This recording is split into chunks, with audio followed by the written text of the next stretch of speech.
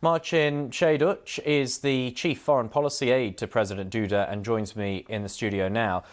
Let's just start by picking up on what we heard from Belarusian President Alexander Lukashenko. How troubling is that he seems very willing to allow Russia to launch more offensives from Belarusian territory? Well, good evening. Thank you very much for having me.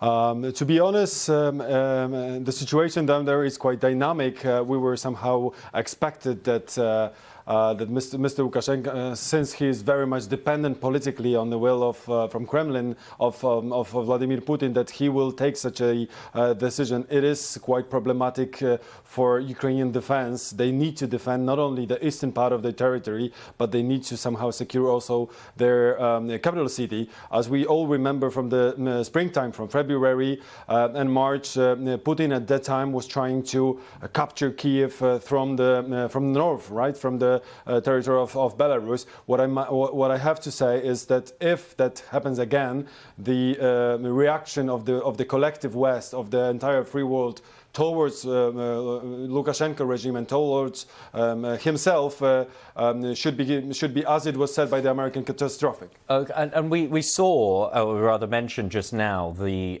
visit by the Polish president to the UK.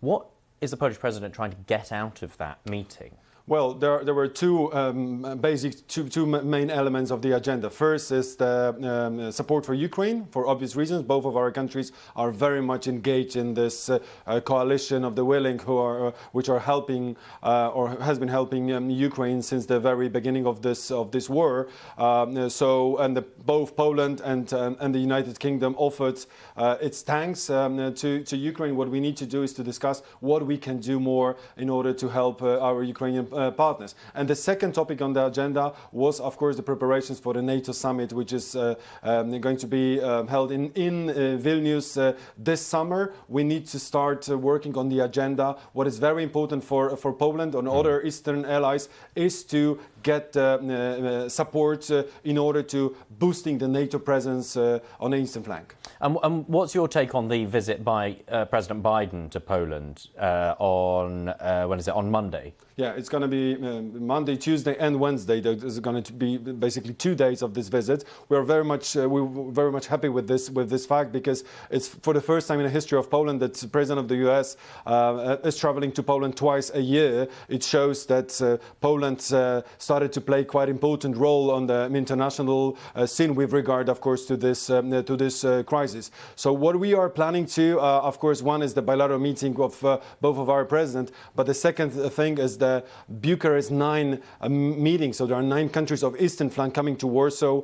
Leaders of those countries meeting President Biden, mostly to discuss what we can do in order to deter Russia, how we should be prepared as a NATO in order to defend possibly one day, hopefully not, but we need to be ready as NATO. You mentioned the NATO gathering. What sort of weapons do you think NATO needs to be sending to Ukraine at this stage?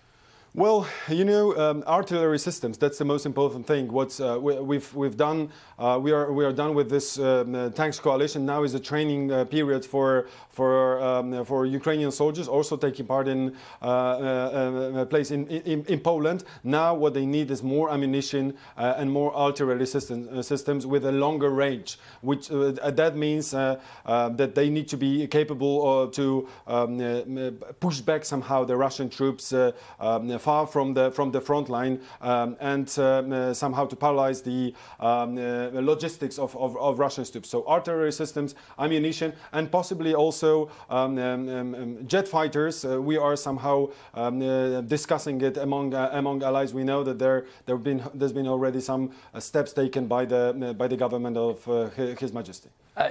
Do you feel satisfied that there is enough commitment from the key members of NATO? I mean, specifically the United States. We've got Lloyd Austin, the Defense Secretary, has been in Europe. We've got Kamala Harris in Munich for the Security Conference. President Biden visiting Poland. I mean, it's almost like they could not be sending anyone more senior to show a commitment to the NATO cause in Europe, could they? Well, yes, the unity of the Euro-Atlantic community is a fact, and what we need to do is just to work very hard in order to maintain it. I mean, to keep this unity. We've done quite a lot to Ukraine. We helped them in this fight for freedom and independence and the security of the entire region. But to do on the to-do list, we still have, I mean, to send more weapons and to keep this unity, since there are some, unfortunately, voices which are perceived by Mr. Putin as a sign of weakness. We cannot allow it to happen.